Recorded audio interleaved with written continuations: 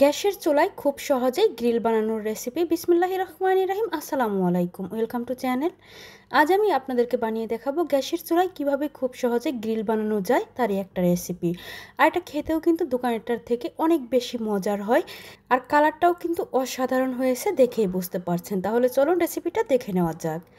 এখানে আমি প্রায় 1.5 কেজি ওজনের একটা মুরগি নিয়েছি। মুরগিটাকে খুব ভালো করে ধুয়ে পরিষ্কার করে নিয়েছি। আপনারা চাইলে আর একটু ছোট মুরগি দিয়েও এই গ্রিলটা বানিয়ে নিতে পারবেন।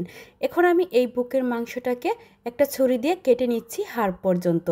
এতে করে মশলাটা খুব ভালোভাবে মুরগির ভিতরে ঢুকে যাবে।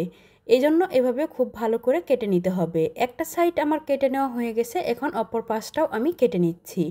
দেখেই বুঝতে পাচ্ছেন আমি কিভাবে কাটছি। এটা আসলে দেখে বুঝে নিতে হবে, বলে বোঝানোর কিছু নেই। আমার এটা কেটে নেওয়া হয়ে গেছে, দেখতে পাচ্ছেন আমি একদম ভিতরে হাড় পর্যন্ত কেটে নিয়েছি। এখন আমি এই মুরগির পা দুটোকে একটা সুতা দিয়ে বেঁধে দেব। এতে করে পা দুটো ছড়িয়ে যাবে না, আর দেখতে সুন্দর লাগবে। আমি একটা সুতা দিয়ে বেঁধে নিচ্ছি। ঠিক এভাবে আপনারা বেঁধে নেবেন, এতে করে এটা যখন কড়াইয়ে ভাজবেন, ভাজতে অনেকটা সুবিধা হবে, পা দুটো ছড়িয়ে যাবে না।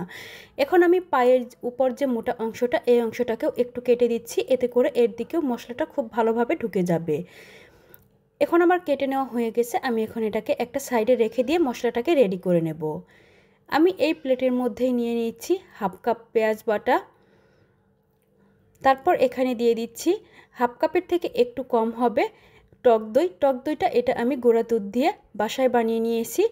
তারপর দিয়ে দিচ্ছি 2 টেবিল চামচ আদা রসুন বাটা, স্বাদ মতো লবণ, দিয়ে দিচ্ছি 1.5 টেবিল চামচ মরিচের গুঁড়া, 1.5 টেবিল চামচ ধনিয়া গুঁড়া, 1.5 টেবিল চামচ জিরা গুঁড়া, আর 1.5 টেবিল চামচ কাবাব মশলা।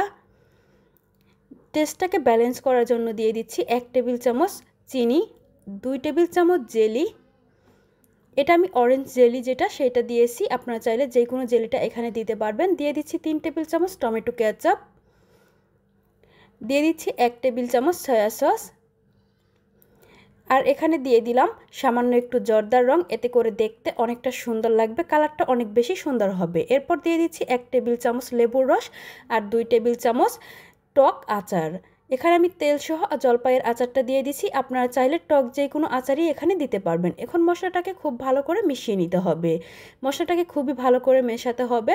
এই মশলাটা মেশানো আর মুরগির যে ম্যারিনেশনটা, এর মধ্যে এই গ্রিলের স্বাদটা অনেক বেশি নির্ভর করে। এখন আমি মুরগিটাকে এখানে দিয়ে দিলাম, দিয়ে মশলাটাকে মুরগির গায়ে খুব ভালো করে দিয়ে দিতে হবে।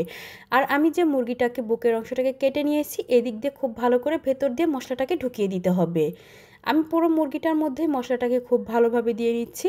অনেক সুন্দর করে ম্যারিনেশনটা করে নিতে হবে। দেখতেই পাচ্ছেন আমি ভেতরেও কিন্তু অনেকটা মশলা দিয়ে দিচ্ছি। এতে করে এটা খেতে অনেক বেশি ভালো লাগবে, আর মশলাটা একদম ভেতর পর্যন্ত ঢুকে যাবে। এখানে আমার মুরগিটা ম্যারিনেশন করে নেওয়া হয়ে গেছে। এখন আমি এটাকে সারা রাত ফ্রিজে রেখে দিয়েছিলাম, নর্মাল ফ্রিজে রেখে তারপর সকালে বের করে আমি মশলাটাকে ছাড়িয়ে নিচ্ছি।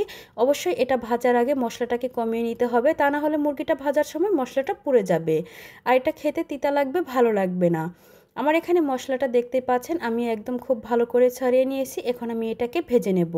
চুলায় একটা কড়াই বসিয়ে দিয়ে দিলাম 2 থেকে 3 টেবিল চামচ সরিষার তেল। সরিষার তেলে এই গ্রিলটা ভাজলে এটা খেতে অনেক বেশি মজার হয়। আপনারাও চেষ্টা করবেন সরিষার তেলে গ্রিলটাকে ভাজতে। এখন আমি 2 মিনিটের মতো একটা পাশ ভেজে নিয়েছি। এখন আমি উল্টিয়ে দিলাম, উল্টিয়ে দিয়ে অপর পাশটাও 2 থেকে 3 মিনিট ভেজে নেব। আর এটাকে ভাজার সময় চুলার জালটাকে লো হিটে রেখে ভাজতে হবে। চুলার জাল বাড়িয়ে দিয়ে ভাজা যাবে না, তাহলে কিন্তু এটা পুড়ে যাবে আর ভেতরটা কাঁচা থেকে যাবে। আমি 4-5টা উল্টে পাল্টিয়ে ভেজে নিচ্ছি, দেখতেই পাচ্ছেন। এখন ঠিক এভাবে দিয়ে তারপর ঢাকনা দিয়ে ঢেকে আমি আরও 10 থেকে 15 মিনিট চুলার জালটাকে মিডিয়াম টু লো হিটে রেখে ভেজে নিচ্ছি। এখন আমি ঢাকনাটাকে খুলে নিচ্ছি। দেখতে পাচ্ছেন চিকেনটা থেকে কিন্তু অনেকটা পানি বের হয়ে এসেছে। এই পানিতেই কিন্তু চিকেনটা রান্না করে নেওয়া হয়ে যাবে। আমি উল্টিয়ে দিয়ে তারপর আমি আবার ঢেকে দিলাম, ঢেকে দিয়ে 10 মিনিট জাল করে তারপর ঢাকনাটা খুলে দিলাম। আর এই পানিতে যদি আপনাদের মনে হয় যে চিকেনটা সিদ্ধ হবে না, সেক্ষেত্রে আপনারা একটু পানি দিতে পারেন। আমার কিন্তু এখানে এতটুকু পানিতেই চিকেনটা খুব ভালো করে সিদ্ধ করে নেওয়া হয়ে গেছে। এখন আমি উল্টিয়ে পাল্টে এটাকে ভেজে নিচ্ছি। এখন এই বুকের অংশটাকে ভেজে নেব। চুলার জালটাকে মিডিয়াম হিটে রেখে আমি নেড়েচেড়ে ভেজে নিচ্ছি। আমার এখানে চিকেনটা খুব ভালোভাবে সেদ্ধ হয়ে গেছে। এখন আমি এটাকে একটু দোকানের মতো কালার দেওয়ার জন্য খুব সুন্দর করে ভেজে নেব। এরপর যে মশলাটা ছিল সেই মশলাটা আমি এখানে গ্রিলের উপরে ব্রাশ করে দিচ্ছি। অবশ্যই আপনারা এই মশলাটা এখানে এভাবে দেবেন, এতে করে এর টেস্ট অনেক বেশি বেড়ে যাবে। কেননা এটা ভাজার সময় অনেক বেশি ড্রাই হয়ে যায়। যখন আপনি এই মশলাটা দেবেন এটার উপরটা অনেকটা সফট হয়ে যাবে আর খেতে অনেক বেশি মজার হবে। আমি এখানে দোকানের মতো লুক দেওয়ার জন্য একটু পোড়া পোড়া করে ভেজে নিচ্ছি। এটা কিন্তু খেতে অনেক বেশি মজার হয়। আপনারা একবার হলেও এভাবে ট্রাই করবেন। দেখতেই পাচ্ছেন আমার এখানে কিন্তু মশলাটা দিয়ে এটা ভেজে নেওয়া হয়ে গেছে। আমি উল্টিয়ে পাল্টিয়ে ভেজে নিচ্ছি চুলার জালটাকে মিডিয়াম হিটে রেখে। আর এটা কালারটাও কিন্তু অনেক বেশি সুন্দর চলে এসেছে। এই গ্রিলটা ভাজার সময় কিন্তু চুলার জালটাকে একদম বাড়িয়ে দিয়ে ভাজা যাবে না, অল্প আঁচে এটাকে ভেজে নিতে হবে। এখন আমি এটাকে নামিয়ে নিয়ে আপনাদেরকে পরিবেশন করে দেখাবো। আর বেঁচে যাওয়া যে মশলাটা ছিল সেই মশলাটা দিয়ে আমি আপনাদেরকে একটা সস বানিয়ে দেখাচ্ছি। এখানে আমি তেলের মধ্যে সবটুকু মশলা দিয়ে দিলাম। মশলাটা দিয়ে 4 থেকে 5 মিনিট নেড়েচেড়ে এটাকে আমি এই তেলের মধ্যেই ভেজে নেব। এখানে কোনো রকমের পানি দেব না, এতে করে খুব মজাদার একটা সস হয়ে যাবে। দেখতেই পাচ্ছেন এটা কিন্তু তেল ছেড়ে দিয়েছে। আমার এখানে ভাজা হয়ে গেছে। এখন আমি নামিয়ে পরিবেশন করে দেখাচ্ছি।